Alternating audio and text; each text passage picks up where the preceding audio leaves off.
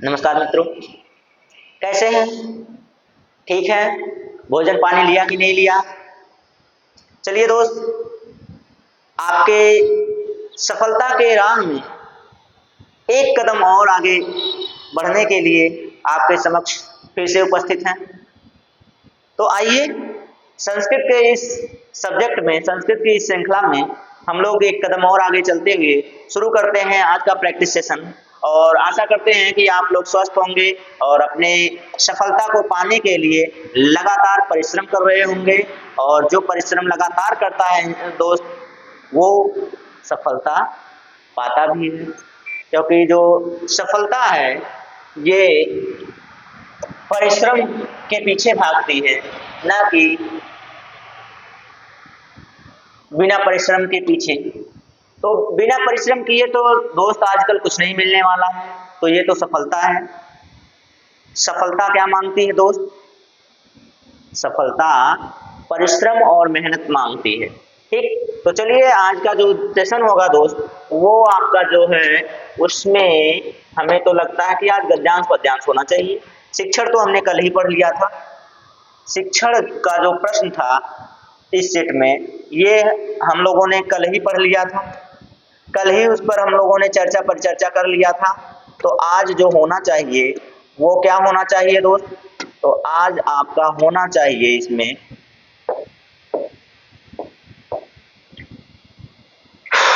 क्या होना चाहिए? आज आपका ये होना चाहिए गद्यांश और पद्यांश, जो कि नंबर बड़े प्यार से मिल जाते हैं। हमें तो लगता है फ्री में दे देता है आपके लिए। ये देखिए, जीवन अपेक्षा। अच्छा, हाँ, तो ये रहा। अच्छा, ऊपर भी है क्या? नहीं, बस इतना ही है। इतना ही है, देख लीजिए। इसको थोड़ा सा बड़ा भी कर देते हैं आपके लिए। लीजिए, ये सेट हो गया। पढ़िए और जल्दी से देख लीजिए इसमें किस पर चर्चा की गई है, क्या चर्चा हुई है, किस बात पर चर्चा की गई है, इसका सारांश क्या है, इसका सारांश क्या है। ठीक है, इसकी व्याख्या क्या बन सकती है, इसका मुख्य उद्देश्य क्या है। इस ग्राफ का ये जो पैसेज है आपके सामने, तो देख लीजिए। जीवने अन्नापेक्षा जलस्य अधिकम महत्त्वामस्ति। देख लीजिए क्या बताया गया है कि जीवन में अन्न से ज्यादा, अन्न की अपेक्षा जल की महत्ता ज्यादा होती है। जल ही जीवन है। यानी कि इस लाइन से ये समझ में आ रहा है दोस्त कि जब अन्न और जीवन में महत्व वह जल को दे रहा है, इसका मतलब होता है कि जल पर ही ये पूरा का पूरा गद्यांश बना हुआ है, आधारित है उसी पर। तो इतना दिमाग में आपको एक लाइन में जब आ सकता है, तो जल को महत्ता देते हुए हम लोग आगे बढ़ेंगे। और जानते ही हैं कि गद्यांश और पद्यांश, मैं आपको बार बार ये कहते हुए मोटिवेट करना चाहता हूं कि आप लोग गद्यांश और पद्यांश को अन्यथा मत जाने दीजिए, उसको हल्के में मत लीजिए, प्रैक्टिस कीजिए। एक गद्यांश पद्यांश में प्रैक्टिस करने में ज्यादा से ज्यादा आपको 15 मिनट लगेगा। प्रैक्टिस कर लेंगे, जब पेपर में जाएंगे तो वहां ज्यादा से ज्यादा 5 मिनट लगेगा। तो इसमें आपको नंबर तो भरपूर, उतने ही नंबर का आपका शिक्षण होता है, उतने ही नंबर का आपका गद्यांश पद्यांश होता है। तो फिर क्यों आप गद्यांश पद्यांश से पीछे भागते हैं? इसका भी उतना ही रोल है जितना रोल आपके शिक्षण का है। शिक्षण आप दिन रात रटते हैं और इसको छोड़ देते हैं। छोड़ते हैं तो यही आपके लिए सबसे बड़ी समस्या बन जाती है, क्योंकि यह आपके वैकल्पिक सब्जेक्ट और जो आपका मेन सब्जेक्ट होता है, दोनों में होता है। ठीक, अब जब दोनों में होता है तो 4 पैसेज हो गए आपके। कितने पैसेज? 4 पैसेज हो गए। चारों पैसेज से मिला के आपको कितने नंबर बन गए? 30 नंबर बन गए। और 30 नंबर हल्के में लेंगे आप तो बहुत ही, आप लगा भी लेते हैं, मान रहे हैं कि आप लगा लेते हैं, पैसेज आपका गलत नहीं, समय आपका जाता है कि नहीं?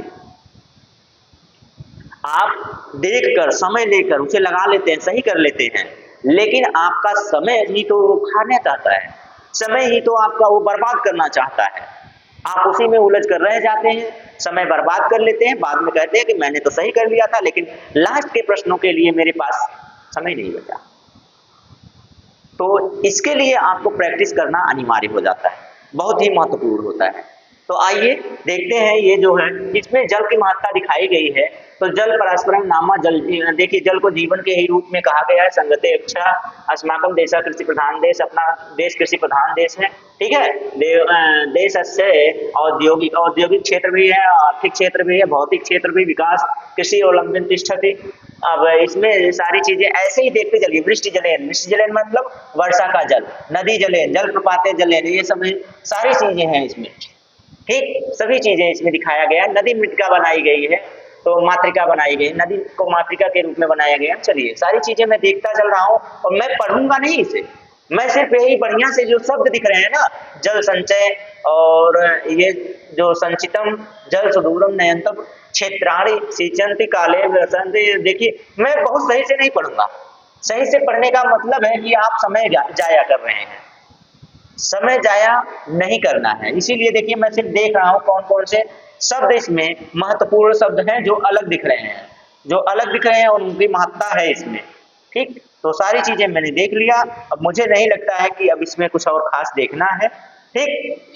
चलिए फिर चलते हैं। सर्व संपन्ना राष्ट्र जीवन एदेव नद्या राष्ट्रीय जीवन, ये देखिए ये लाइन थोड़ा महत्वपूर्ण दिख रही है। उसके बाद पूरा पढ़ने से आपको क्या फायदा, पूरे से आपको कुछ खास नहीं मिलने वाला है। इसीलिए मैंने देख लिया, मैंने पूरा देख लिया। चलता हूँ अब प्रश्न पर।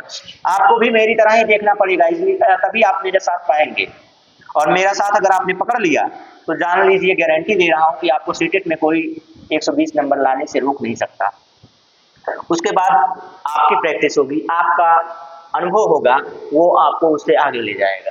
चलिए तो क्या है, जीवने अन्नापेक्षाया कस्या अधिका अस्ति महत्व। मैंने कहा कि आप पहली लाइन से ही समझ गए, पहली लाइन का ही प्रश्न, जीवने अन्न अपेक्षया कस्य अधिक महत्वम भवति।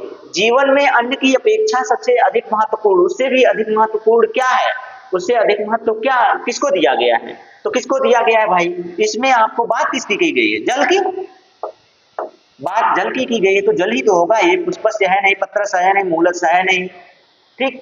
और ये मैं आपको दिखाना चाहूंगा, ये मैं आपको दिखाना चाहूंगा। नहीं तो आप कहेंगे सर आप ऐसे ही लेके निकल जाते हैं और बताते भी नहीं, दिखाते भी नहीं। ये लीजिए जीवने अनपेक्षया जल से अधिकम महत्वम अस्ति। पहली ही लाइन से पहला ही प्रश्न आपका ये जल से, ठीक, यही इसका उत्तर बना। अब बताइए आप, मैं जो भी करता हूं एकदम सटीक करता हूं भाई।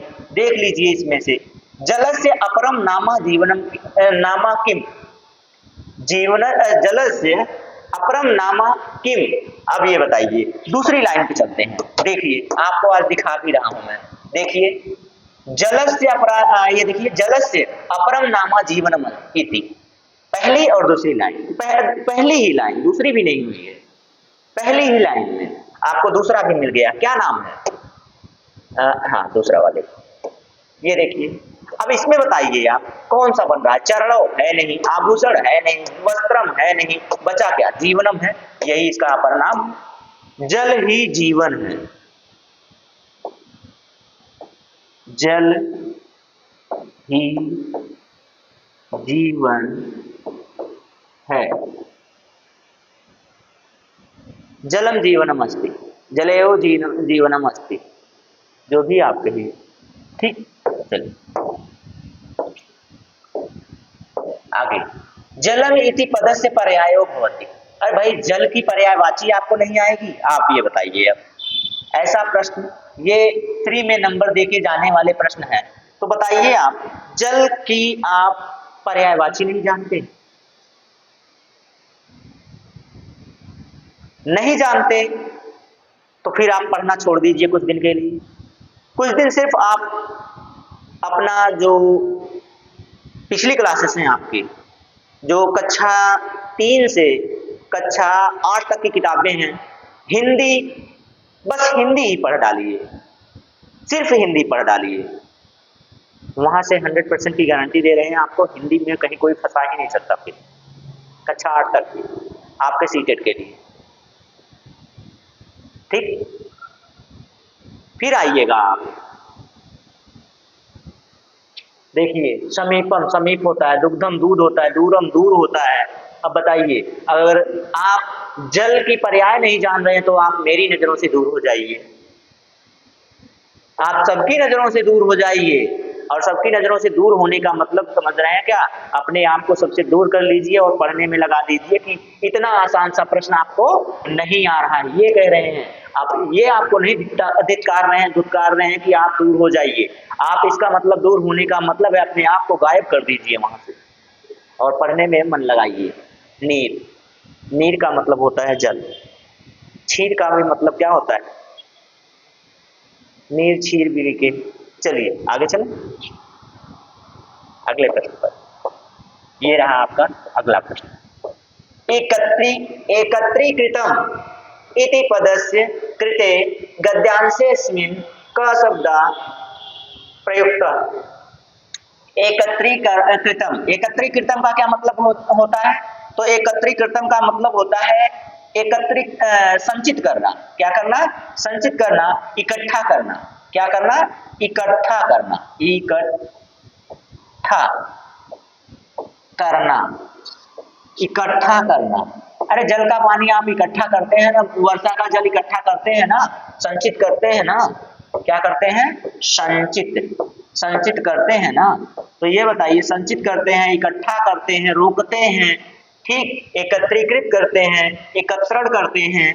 तो एकत्रीकृत का मतलब क्या हुआ? एकत्रित करना, जल को एकत्रित करना, इकट्ठा करना, ठीक। तो अब बताइए, अनितम, अनितम है नहीं, वितरितम, वितरित का मतलब बांटना होता है, दत्तम का मतलब देना होता है। अब बताइए बचा क्या? संचितम बचा, संचितम बचा, यही तो उत्तर हो गया।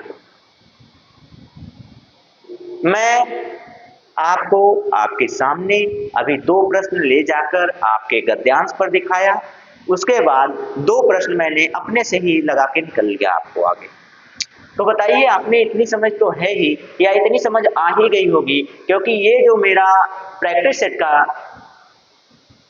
आज का 12वां प्रैक्टिस है, आज का 12वें नंबर का प्रैक्टिस है।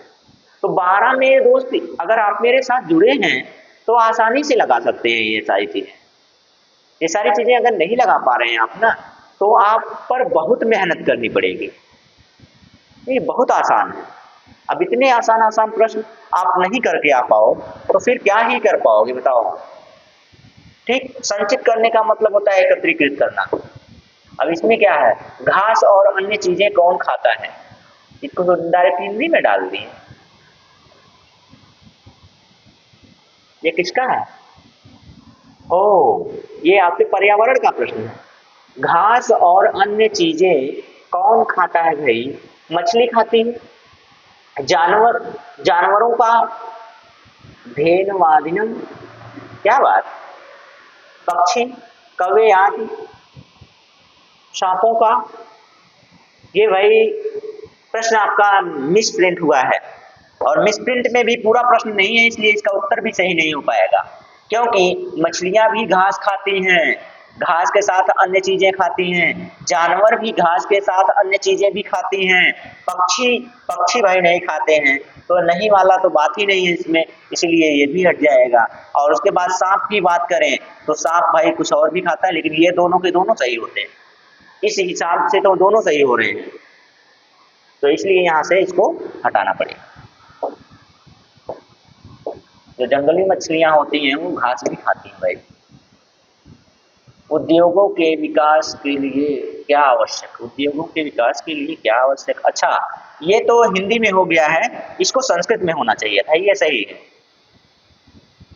ये सही है, उद्योगों के विकास, क्योंकि प्रश्न में उद्योग का दिया है, ठीक। उद्योगों के विकास के लिए क्या जरूरी है? पीली शक्ति, वृक्ष शक्ति, पुष्प शक्ति या विद्युत शक्ति? कौन सी शक्ति? इलेक्ट्रिसिटी, यानी कि विद्युत शक्ति, बिजली जिसे कहते हैं, जिसे क्या कहते हैं? बिजली। अरे भाई, जब आप पास नहीं हो पाओगे, सफल नहीं होगे, तो आपके ऊपर भी बिजली गिर जाएगी, बिजली गिर जाएगी भाई, ठीक, बिजली गिर जाएगी जब पास नहीं हो पाओगे, सफल नहीं हो पाओगे। तो ये प्रश्न हो गया है आपका हिंदी में, लेकिन ये होना चाहिए था संस्कृत में। लेकिन ये इसी गद्यांश का प्रश्न है, क्योंकि अभी उद्योगों की बात की गई है, उद्योगों की बात दूसरी से तीसरी लाइन में की गई, क्योंकि वहां पर मैं अभी पढ़ के आपको सुना रहा था, उतना मैं पढ़ रहा था, मुझे याद है। इतनी जल्दी आप भूल जाएंगे तब तो भाई बड़ी ही दिक्कत हो जाएगी। सर्वज्ञात शब्द का पर्यायवाची, सर्वज्ञात, सब कुछ ज्ञात, सब कुछ ज्ञात, सभी जानते हैं, अपने जान लिया, आपने जान लिया, मुझे पता है। प्रश्न कुछ और है, पर्यायवाची हिंदी में, अनुवाद हिंदी में हो गया है। ज्ञात मात्रा, ज्ञात मात्रा नहीं, ये देखिए सर्वज्ञात का मतलब है सब कुछ जानना, सब कुछ जानना, ठीक, सब कुछ जानना, जो सब कुछ जानता है उसे सर्वज्ञात कहते हैं ना। ये प्रश्न आपका ये हो जाएगा। अब भाई अपने टेक्नीशियन से हमें बोलना पड़ेगा, भैया प्रश्नों का वो काहे चेंज कर देते हैं आप। देखिए पहाड़ इसमें आ गए। नदियां किस प्रकार राष्ट्रीय जीवन का निर्माण करती हैं, ये भी तो इसी का प्रश्न है। नदियां किस प्रकार, नद्याः कस्य प्रकारेण राष्ट्रीय जीवनम निर्माणम करोति, ठीक। तो पूर्णता के बिना सर्वव्यापी पहाड़, बिना किसी लक्ष्य के, तो क्या बिना किसी लक्ष्य के, तो नदियां किस प्रकार, चलिए चलते हैं भाई, नदियां किस प्रकार से जीवन, आइए ले चलते हैं आपको इस पर। राष्ट्रव्यापी नीचे की साइड था राष्ट्रव्यापी ना, मैंने पढ़ाया था आपको, मैं पढ़ाते समय बताया जीवन, हाँ ये लीजिए राष्ट्रव्यापी शब्द ढूंढिए, तो राष्ट्रव्यापी, ये देखिए, हाँ राष्ट्र जीवन, नद्या राष्ट्र जीवन संपूर्ण कुर्वन्ति अतः भारतीय तेव इमा सहायक भवन्ति। एक मिनट एक मिनट एक मिनट एक मिनट एक मिनट, सुखम करोति मानव जीवन सकाल जल मार्गे, हाँ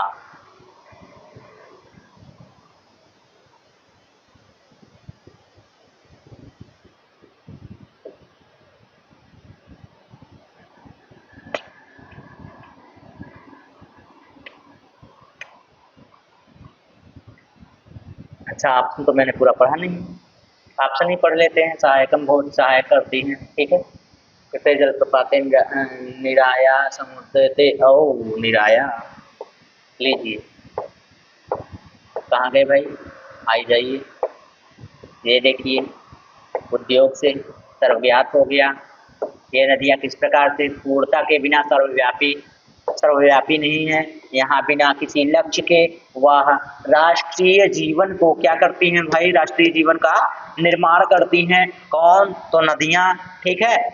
चलिए आइए आगे चलते हैं अगले प्रश्न पर। ये रहा, अनुच्छेद में प्रयुक्त कर्ताओं द्वारा शब्द का अर्थ है, शब्द का अर्थ है, ठीक है। तो कर्ताओं द्वारा नहीं है, ये था कर्तुम या कृतिम, इसको ट्रांसलेट करके हिंदी में ले लिए। निर्मित, इसका अर्थ होता है निर्मित, और इसका अर्थ क्या होना चाहिए था, निर्मित होना चाहिए था। और यहाँ जो प्रश्न में आना चाहिए था, प्रश्न आपका गलत हो गया, कर्ताओं की जगह पे यहाँ होने चाहिए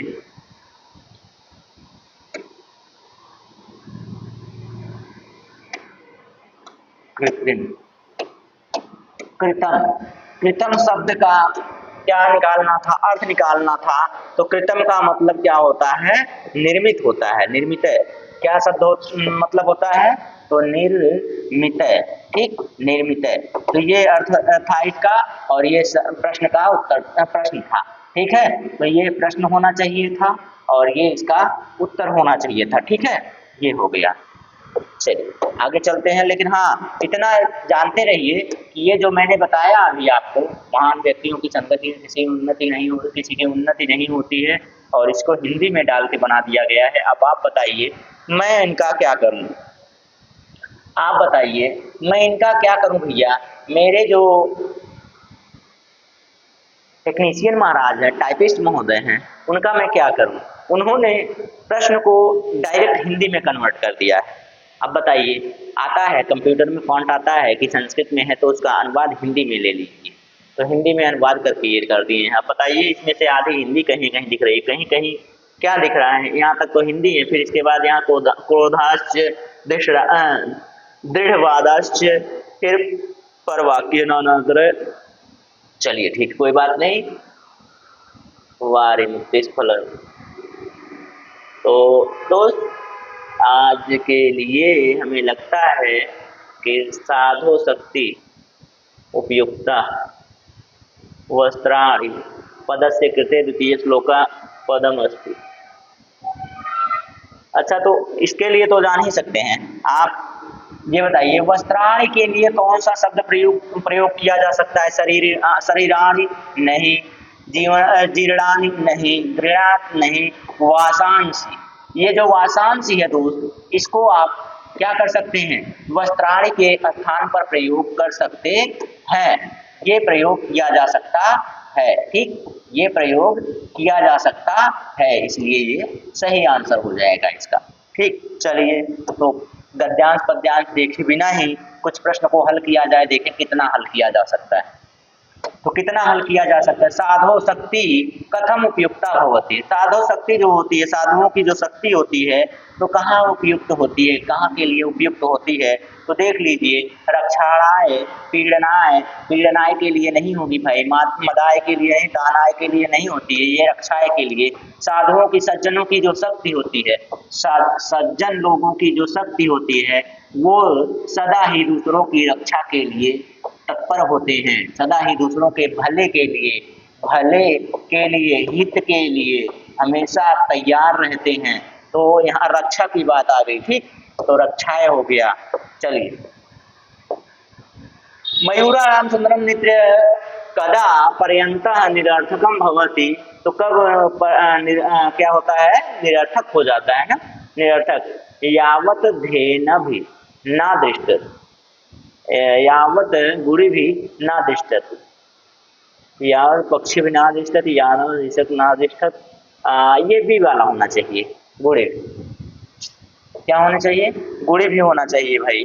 तो आज के लिए आपसे माफी चाहेंगे, तो ये नहीं तो हम आपको दिखा देते उसमें, इसमें पद्यांश में आपको दिखा देते, और पद्यांश ही यहाँ पर गलत कर दिया गया है, तो इसके लिए थोड़ा सा माफी चाहेंगे। तो अध्ययनेन पदस्य कृते पंचमे श्लोकम किम पदम प्रयुक्तम। अब बताइए, अध्ययनेन के लिए कौन सा शब्द प्रयुक्त किया गया है? तो इसमें से आदरणेन, ये अध्ययन के लिए है नहीं, दुर्वचनेन है नहीं, सुखन। अब बताइए, ये तो आप अंदाजे से लगा सकते हैं ना ये सारे प्रश्न। ये सारे प्रश्न मैं आपको यह समझाना चाह रहा हूं इसमें, इस प्रश्नों के माध्यम से कि ये देखिए, पर वाक्येषु कः अनादर करोति, पर वाक्येषु कः अनादर करोति। तो पर वाक्येषु कः अनादर करोति, ये पूरा लग नहीं रहा है मुझे प्रश्न, और ये जहां तक होना चाहिए, पर वाक्येषु कः अनादर करोति, कौन अनादर करता है? तो सीधी सीधी बात है, कौन अनादर करेगा भाई? अनादर कौन करेगा? तो पर वाक्य का, दूसरे के वाक्यों का अनादर कौन करता है? तो वो मूर्ख ही करते हैं। कौन करते हैं? जो मूर्ख होते हैं, दूसरों का क्या करते हैं? अनादर करते हैं, अनादर करते हैं। तो इन प्रश्नों के माध्यम से मैं आपको सिर्फ इतना बताना चाहूंगा दोस्त, इन प्रश्नों के माध्यम से मैं आपको सिर्फ इतना बताना चाहूंगा कि जो गद्यांश पद्यांश होते हैं ना, उसमें 4-5 प्रश्न ऐसे होते हैं जिनके लिए आपको गद्यांश या पद्यांश या अनुच्छेद जो होता है उसे देखने की जरूरत ही नहीं पड़ती है। आप वैसे ही उनको अपनी बुद्धिमत्ता से, अपने अनुभव से उनको हल कर सकते हैं, जिससे आपका समय भी बच जाएगा, समय व्यर्थ होने से बच जाएगा, और वो समय आप किसी और प्रश्न पे अपना क्या करेंगे? लगा सकते हैं। ठीक है, जो समय का मैनेजमेंट आप नहीं कर पाते, टाइम मैनेजमेंट उसमें नहीं कर पाते हैं, तो वो भी आपका क्या हो जाएगा? दुरुस्त हो जाएगा, अच्छा हो जाएगा। बस यही समझाने का प्रयास कर रहा था। आशा करते हैं कि आपको समझ में आया होगा और आप हमारी बातों को गंभीरता से लेंगे, और गंभीरता से लेंगे तो भाई मेरा वादा है कि आप आसानी से सफल हो जाएंगे पेपर में। तो ठीक है दोस्त, आज के लिए इतना ही, और हम अपने टाइपिस्ट महोदय की तरफ से थोड़ा सा क्षमा चाहेंगे, क्योंकि थोड़ी सी मिस्टेक इस टेस्ट सीरीज में है। तो चलिए आज के लिए बस इतना ही। जय हिंद।